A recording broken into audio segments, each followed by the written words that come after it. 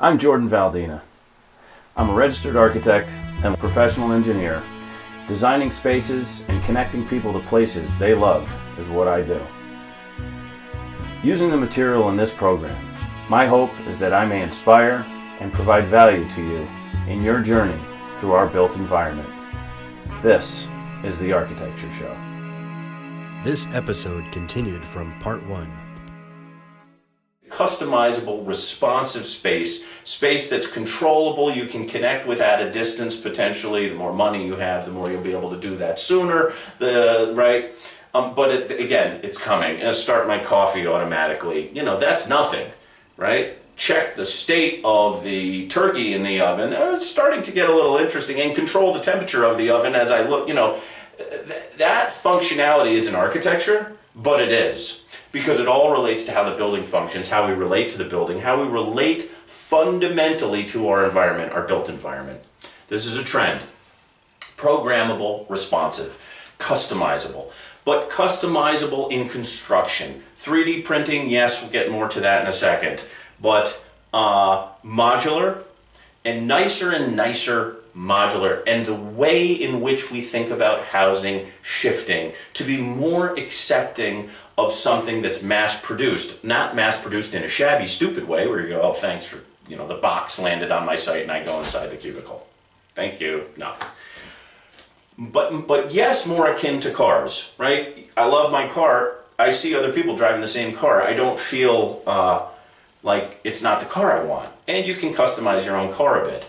But I think the customizing, because the tradition of architecture of being a one-off, totally customized construction event is actually going to, and because they're more complex, not in terms of the machinery necessarily, but in terms of the geometry and the interconnection of spaces and functions and where are windows and where's plumbing and all this stuff. In that sense, they're sort of inherently more customized or prone to customization.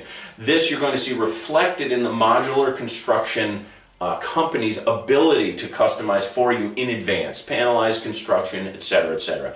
This is a trend. Couple that with the responsive systems, programmable systems, and you have something pretty amazing that some would say, is there a need for an architect anymore?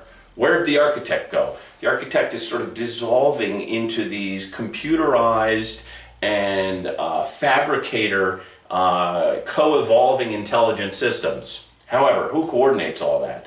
Is there a need to help with that stuff? The architect may start to shift more into a role of even more so a translator and coordinator, even more than they are now, as opposed to quote-unquote originator. So people will be looking at and being able to model with very cheap and easily accessible, more and more 3D virtual reality type of modeling of what does the space look like and feel like, all on their own. So why do I need the architect to tell me where the wall goes when I just moved it over, I like it better, get me that, I'm buying it. That's going to diminish the role. However, big complicated skyscrapers, etc., there is still a specialization of the architect as designer, but sort of where that specialization, where that special expertise is applied is going to shift. The role will feel different, I think, than the sort of architect with a capital A that's probably a notion of sort of historical industrial revolution recently and currently, yes, and some homes, if it's really innovative, yes, it's going to have to be really innovative, which generally speaking means it's fewer people with the feather in the cap, where you go, wow, that's that architect. A lot more translators. That's a trend. What about complicated forms? Primitively, in the past, we had organic materials by which we'd naturally make organic forms and be responsive to and with organic forms. Rounded shapes, of course, simply. A little hut, etc., often had some curvature to it just by bending a bow, etc.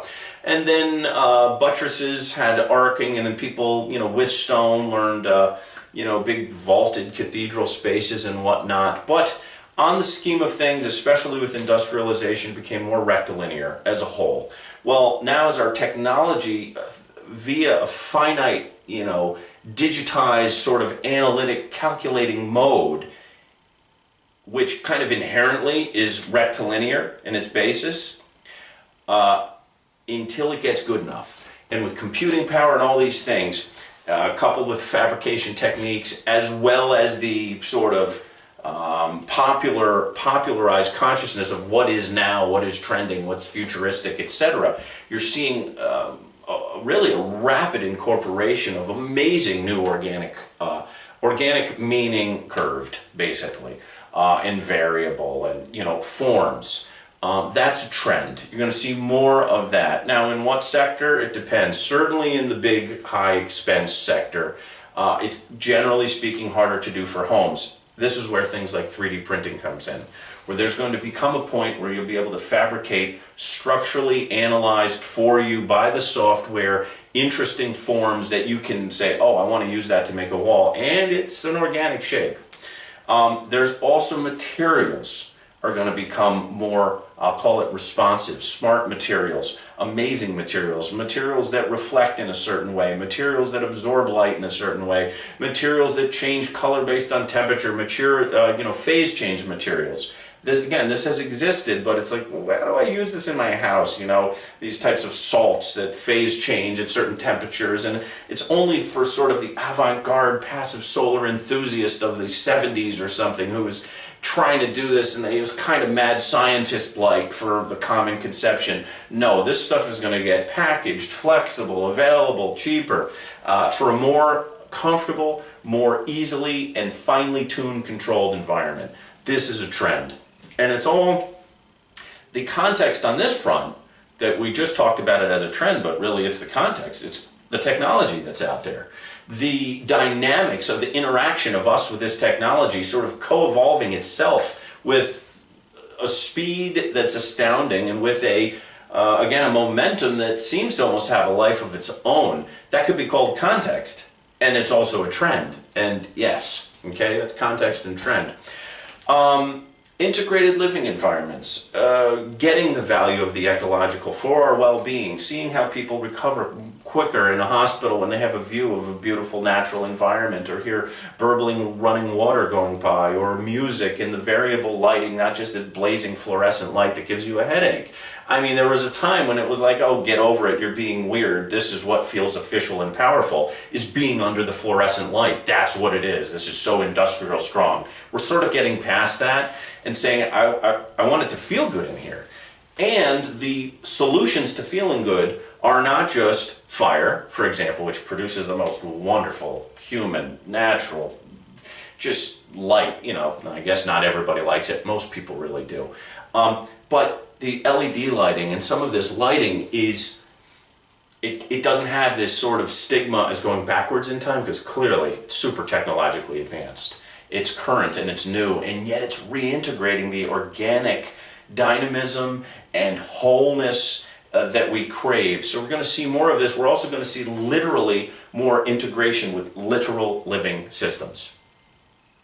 Whether that's plants inside, but some of the issue with taking care of life is maintenance. If you don't take care of your plants, I mean, they're going to not do well, and they'll look bad, and you'll get problems. Smarter controls, smarter responsive automated systems that are cheaper are going to step in here. They're going to be part of the solution. Again, on a large scale building and buildings, it's where you're going to see it the most, and most impressive scale of, indoor gardens and all this sort of thing. Sort of space agey stuff. The background it's coming from is it's old. It's like, the reverse of space age. Now it is space age, and that is including things that, farming. We've been farming forever, right, as a human race, but now incorporating it in our bubbles of buildings. That's a very space age type thing. That is going to happen more. More walkways, right, pedestrian friendly dimensions of environment, and who knows, with self-driving cars and non-polluting engines, what that's going to look like, but that's going to get better and better, and that's all part of a clean, certain places clearly are going to get disgustingly polluted just because there's too many people, and regardless, and it's a function of money, and how can they do this? Other places are literally going to look like cities of the future. They already do. The skylines are completely transforming. Even in a place, New York City, it's a much different city than it was 20 years ago for anybody who knows it well. The feeling of driving down the west side or looking at it from New Jersey across the river there is, this is different. This is changing. It's going to keep happening. Anywhere where there's an economic driver to allow new construction, you're going to see these new things integrating. So this interplay between living and non-living environment, instead of here's the big marble slab, over there's the park. There's going to be a lot more of these things connecting to each other.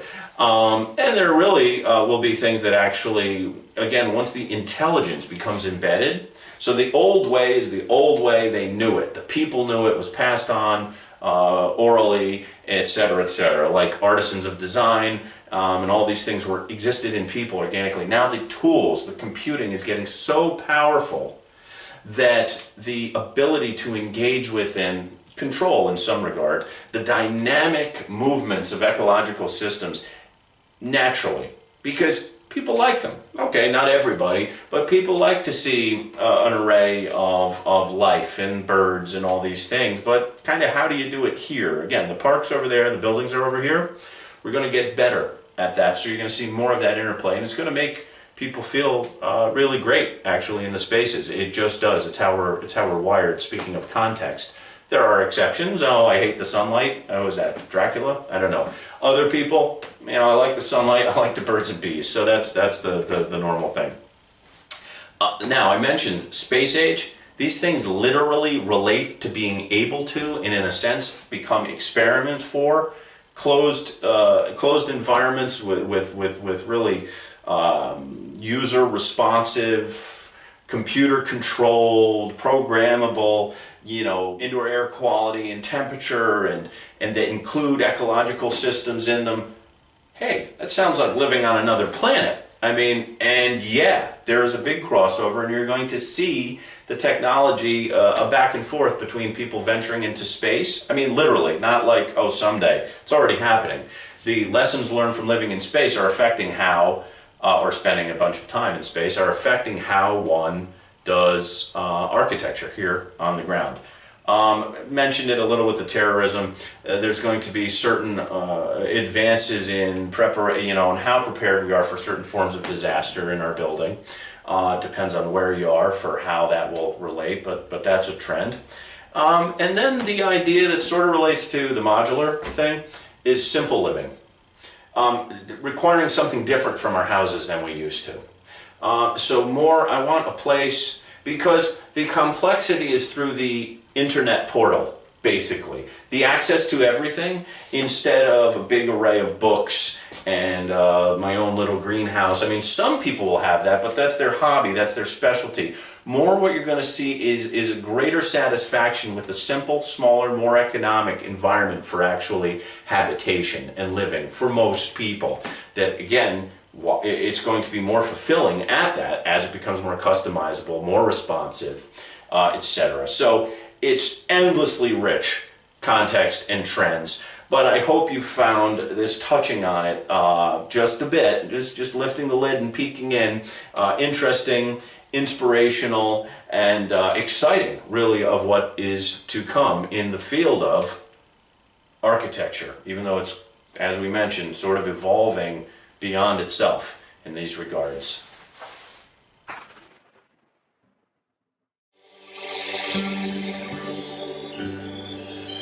Key Life.